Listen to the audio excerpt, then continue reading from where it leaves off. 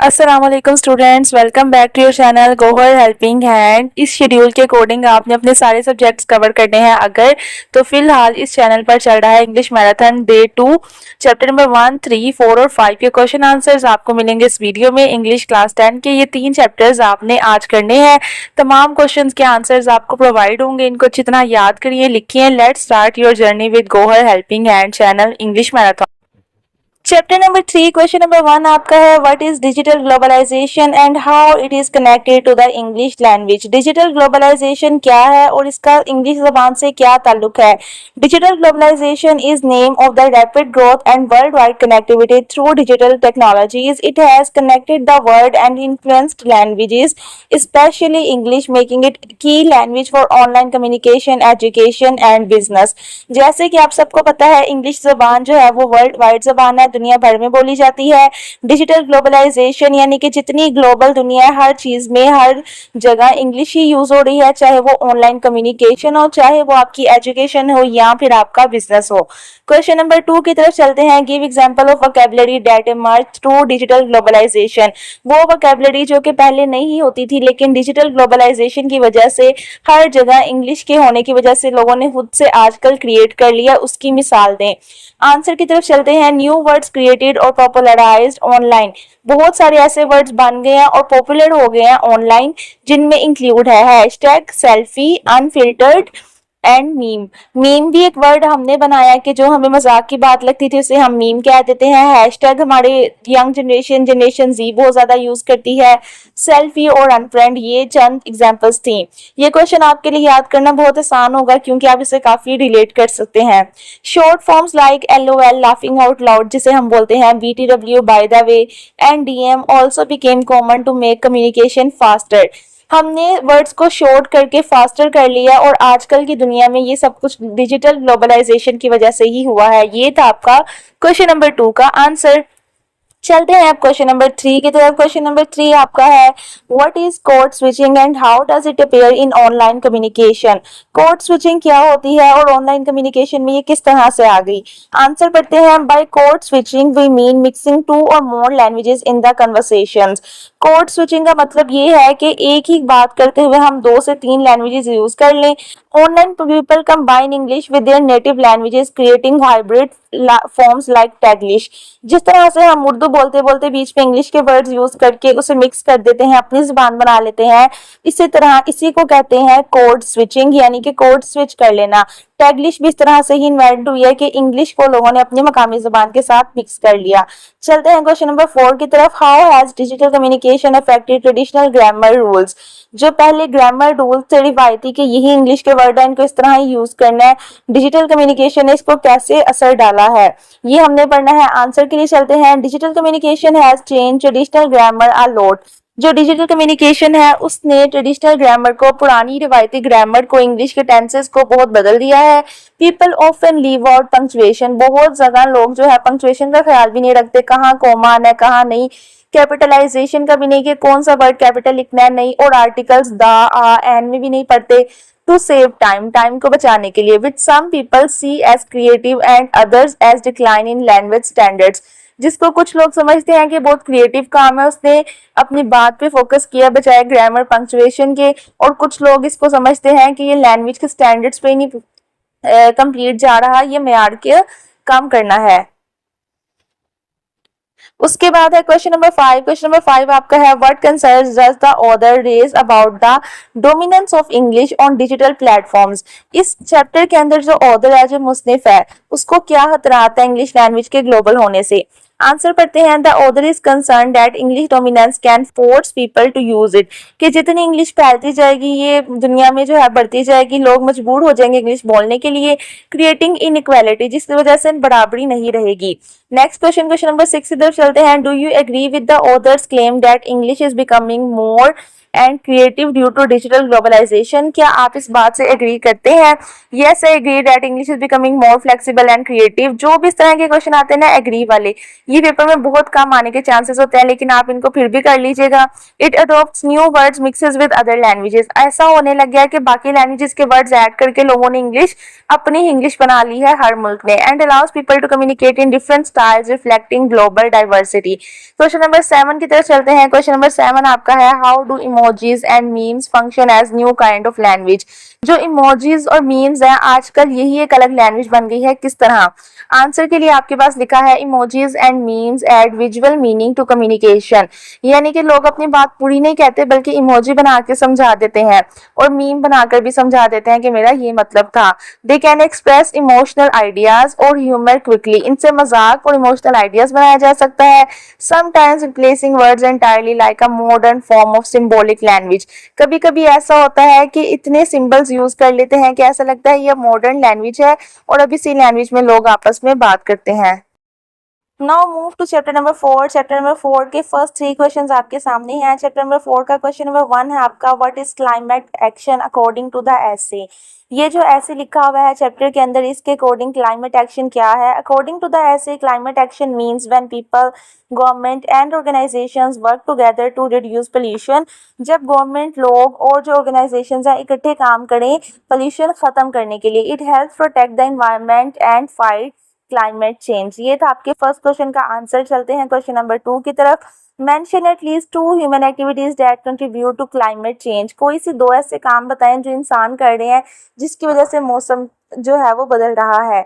2 human activities that contribute to climate change are burning coal. सबसे पहला काम कोयले को जलाना, ऑयल एंड गैस, तेल को और गैस को जलाना, इससे मौसम पर बहुत नाखुशगवार असर हो रहा है। And cutting down trees rapidly, और दरख्तों को तेजी से काटते जाना, ये क्लाइमेट चेंज पे बहुत ज्यादा असर कर रहा है।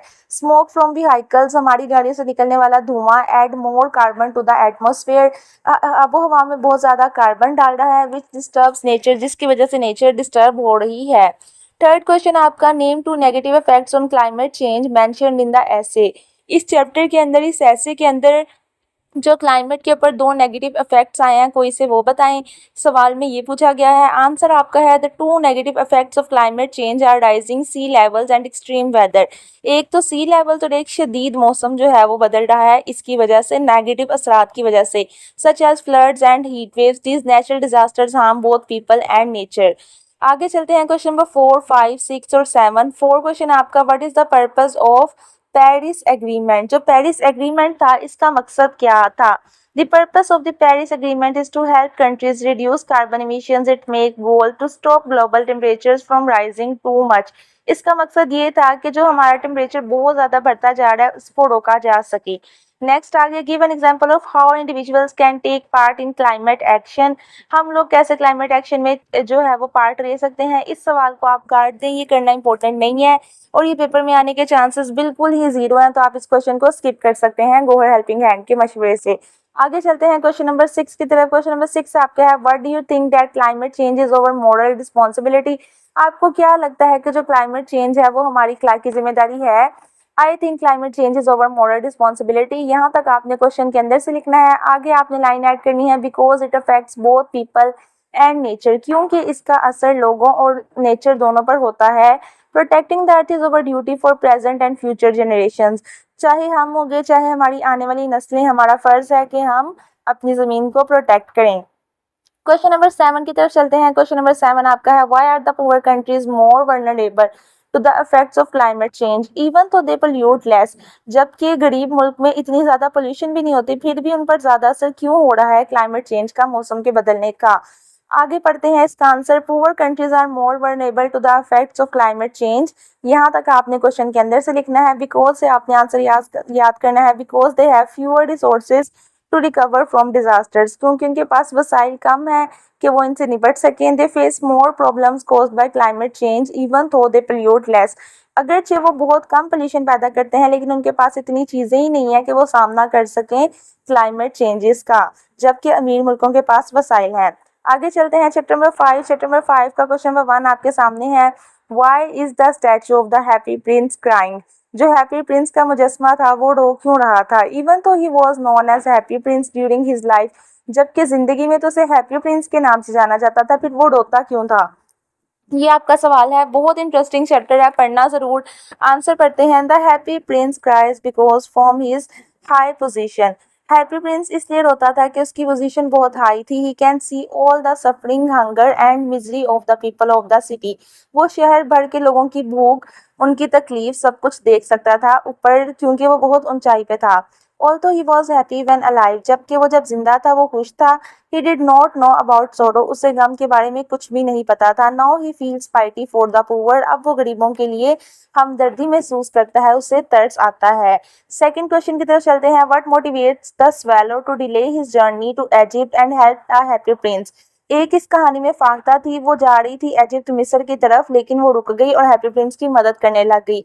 यही वो पूछ रहे हैं कि ऐसा क्या हुआ कि उसने ऐसा किया। आंसर पढ़ते हैं। The swallow is motivated by the Prince sadness. जो स्वेलो थी ना, वो मोटिवेट हो गई कि प्रिंस इतना सैड है, and the suffering of the poor, और गरीबों की मुश्किलात देखकर। He wants to help and shows loyalty to the prince. वो चाहती थी कि वो मदद करे और अपनी वफादारी दिखाए प्रिंस को, हैप्पी प्रिंस के स्टैचू को। He stayed even in the cold winter because of his care for others. वो दूसरों की मदद करने के लिए बहुत ज्यादा सर्दी की रातों में भी हैप्पी प्रिंस स्टैचू जो था उसके कदमों में सोया करती थी, उसके पाँवों में। बहुत प्यारी स्टोरी है, ये आपने बच्चों जरूर पढ़नी है। क्वेश्चन नंबर 3 आपका है। Describe the first act of kindness that the happy prince and the swallow premier together. पहली बात बताएं, पहला काम जो उन्होंने अच्छा किया मिलके हैप्पी प्रिंस ने और स्वेलो ने। आंसर पढ़ते हैं। The first act of kindness that the happy prince and the swallow performed is that the swallow takes the ruby from the prince sword.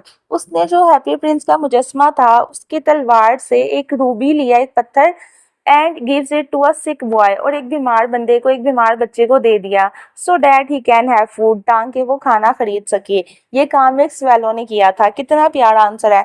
आगे चलते हैं क्वेश्चन नंबर 4 की तरफ। How does the relationship between the happy prince and the swallow change through out the story. पूरी story के दौरान happy Prince का और स्वेलो का रिलेशन किस तरह से बदला, उनके ताल्लुकात में क्या चेंज आया। आंसर के लिए पढ़ते हैं। The relationship between the happy prince and the swallow change through out the story. यहाँ तक आपने ऊपर से देख के लिखना है, यहाँ से आपने आंसर स्टार्ट करना है। As they became close friends through their shared act of kindness, कि वो बहुत ज्यादा अच्छे दोस्त बन गए क्योंकि वो दोनों मिलकर अच्छे काम करते थे। The swallow becomes loyal and protective. जो स्वेलो थी वो लॉयल बन गई, वफादार हो गई और प्रोटेक्टिव हो गई। While the Prince guides him in helping the poor. जबकि जो हैप्पी प्रिंस का मुजस्मा था, क्योंकि वो बहुत ऊंचा पड़ा हुआ था, वो फाख्ता को देख देख के बताता था कि यहाँ पे जाओ, यहाँ पे लोगों को मदद की ज़रूरत है। इस तरह वक्त के साथ साथ उनकी दोस्ती बहुत अच्छी हो गई और वो दोनों मिलकर जो है इस तरह के काम किया करते थे, एक्ट ऑफ काइंडनेस किया करते थे। क्वेश्चन नंबर 5 आपका है। What does the prince means when he says there is no mystery so great as misery. कि मुसीबत से बड़ी कोई बात नहीं, ऐसा वो कहा करता था। इस बात का क्या मतलब है।